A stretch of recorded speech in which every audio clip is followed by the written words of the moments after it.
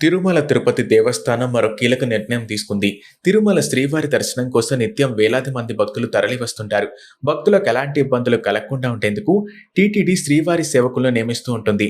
శ్రీవారి భక్తులు స్వచ్ఛందంగా శ్రీవారి సేవకులుగా సేవ చేసేందుకు ముందుకు వస్తుంటారు. ఈ క్రమంలోనే శ్రీవారి సేవకులకు సంబంధించి టీటీడీ కీలక నిర్ణయం తీసుకుంది.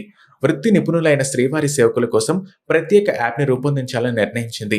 నెల రోజుల్లో ప్రత్యేక అప్లికేషన్ రూపొందిస్తున్నట్లు టీటీడీ ఏఈఓ వెంకయ్య చౌదరి తెలిపారు.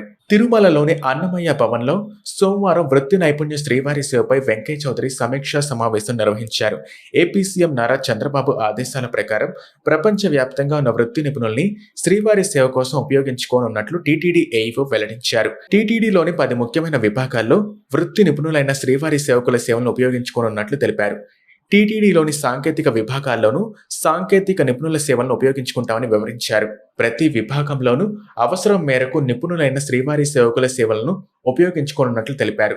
భవిష్యత్తులో ప్రపంచవ్యాప్తంగా ఉన్న వృత్తి నిపుణుల సేవలను ఉపయోగించుకోవడం ద్వారా టీటీడీ వ్యవస్థని మెరుగుపరుస్తామని వివరించారు. తొలుత ప్రయోగాత్మకంగా ఈ విధానం అమలు చేసి ఆ తర్వాత పూర్తి స్థాయిలో అమలు చేస్తామని టీటీడీ ఏఈఓ వెంకయ్య చౌదరి తెలిపారు. మరోవైపు శ్రీనివాస మంగాపురంలోని కళ్యాణ వెంకటేశ్వర స్వామి ఆలయంలో సాక్షాత్కార వైభవోత్సవాలు ప్రారంభమయ్యాయి. సోమవారం ప్రారంభమైన ఉత్సవాలు 3 రోజుల పాటు జరుగుతాయి. ఈ ఉత్సవాల్లో భాగంగా మంగళవారం హనుమంత వాహనంపై స్వామివారు విహరిస్తారు. బుధవారం గరుడ వాహనంపై విహరించి భక్తులను అనుగ్రహించనున్నారు. జూలై 3వ తేదీన పార్వేట ఉత్సవం నిర్వహిస్తారు. సాక్షాత్కార వైభవోత్సవాల సందర్భంగా టీటీడీ పలు ఆధ్యాత్మిక కార్యక్రమాలు చేపడుతోంది.